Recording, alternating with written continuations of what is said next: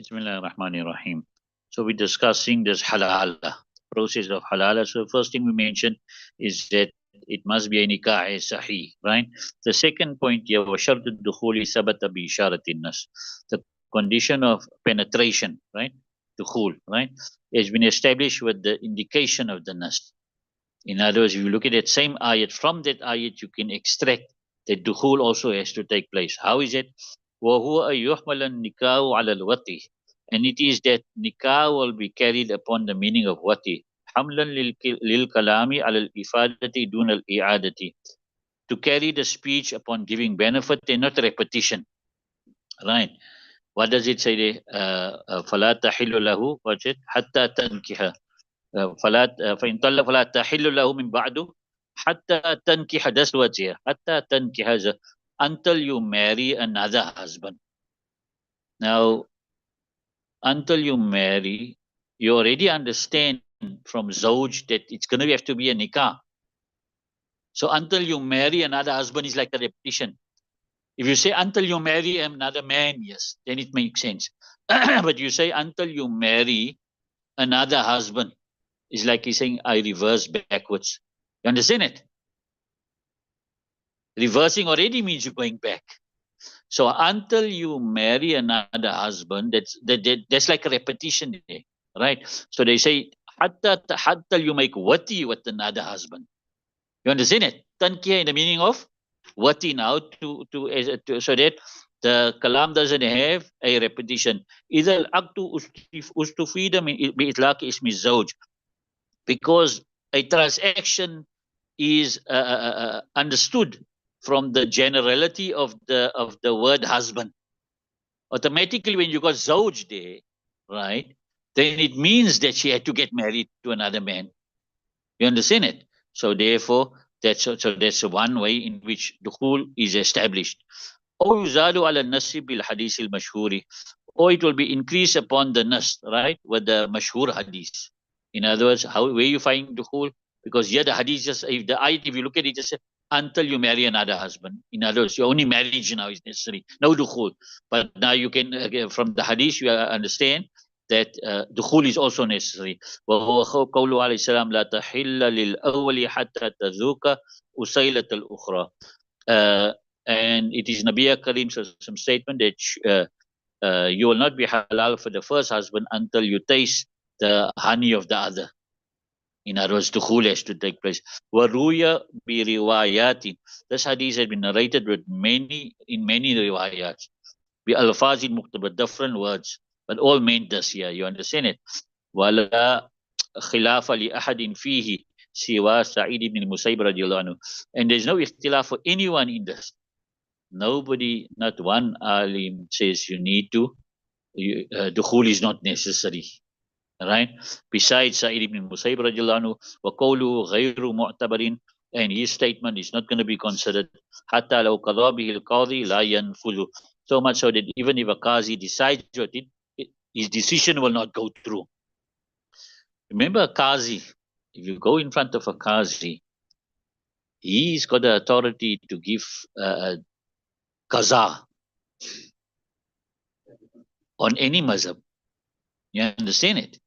So whatever he gives qaza on, and that mazhab is backed up, or that particular what is got now, is not like a masla like this now. You understand? There is dalil there, then it will go through. You understand it? But this is one particular, if he says, if you just marry, then you come permissible for the first husband, even that won't go through, even if the qazi decides it. وَالشَّرْطُ الْإِلَاجُ دُونَ الْإِنزَالِ. And the condition is penetration and not ejaculation. Right? لِأَنَّهُ كَمَالٌ وَمُبَالَغَةٌ فِيهِ. Because ejaculation is the perfection and the emphasis in dukhul. While kamalu kaidun zaidun, and that perfection is an extra restriction. So the main thing is penetration must take place, whether inzal took place or not, doesn't matter. وَالصَّبِيُّ الْمُرَاهِقُ فِي التَّحْلِيلِ كَالْبَالِغِ. And a boy who's close to bulugh, right? In making halal is just like a baligh, man. So the boy who's almost baligh, he can also make halal. Even though it's not yet Bali, but he can make halal, right? لِوُجُودِ الدُّخُولِ فِي نِكَاحٍ صَحِيحٍ, because the dukhul was found in a sahih nikah. وَهُوَ شَرْطٌ بِالنَّسْ, and this is a condition by the nas. وَمَالِكٌ يُخَالِفُنَا فِيهِ, and Imam Malik rahimahullah, he differs with us in this. In other words, he says inzal is also a shart. Not only dukhul, but inzal also. We say inzal is not just dukhul, right? وَالْحُجَّةُ عَلَيْهِ مَا بَيَّنَّاهُ, and the proof against him is what we have already explained, that inzal is not a shart, dukhul only is the shart, right? وَفَسْتَرَهُ فِي الْجَامِعِ الصَّغِيرِ, and Imam Muhammad rahimah explains this about the murahik, right, in Jami al-Saghir. وَقَالَ غُلَامٌ لَمْ يَبْلُغْ وَمِثْلُهُ يُجَامِعُ, right? He says a boy who is not yet baligh and his likeness can make jima, but he's not yet baligh, but he can make jima, right? Jama imratan, if he makes jima with a woman, wajaba alayha al-ghuslu, ghusl becomes wajib upon her. وَأَحَلَّهَا عَلَى الزَّوْجِ الْأَوَّلِ, and he makes a halal for the first husband, right? وَمَعنَى هَذَا الْكَلَامِ أَن يَتَحَرَّكَ آلَتُهُ وَيَشْتَهِي, and the meaning of the speech here is that the boy's ala, it can it can move. You understand? In other words, he can have an erection. وَيَشْتَهِي, and he desires for jima, right? وَإِنَّمَا وَجَبَ الْغُسْلُ عَلَيْهَا لِإِلْتِقَاءِ الْخِتَانَيْن, and indeed ghusl is wajib upon her due to the two khatna places meeting, right? وَهُوَ سَبَبٌ لِنُزُولِ مَائِهَا, and that is a sabab for the coming out of her water. The moment the two places of khatna meet, then ghusl becomes wajib upon both. Normally, in a normal case, upon both, ghusl becomes wajib, even though there was no ijab, right? Right. وَالْحَاجَةُ إِلَى الْإِيجَابِ فِي حَقِّهَا, and the need to make ghusl wajib is in her right.